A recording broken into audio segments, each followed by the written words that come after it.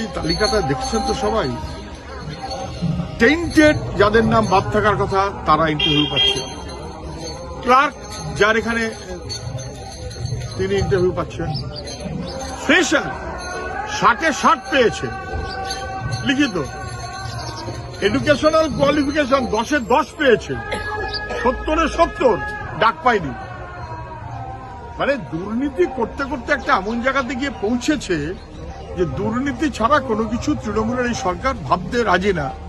এসএসসির পরীক্ষাকে কেন্দ্র করে দুর্নীতির আরেকটা নতুন উপাদান খুঁজে বার করার চেষ্টা ওরা করছে এবং ফ্রেশারদের কোনো চাকরি হবে না এই রকমের একটা মনোভাবে যে সরকার চলছে, এটা স্পষ্ট প্রতিফলন এখানে হয়ে গেল।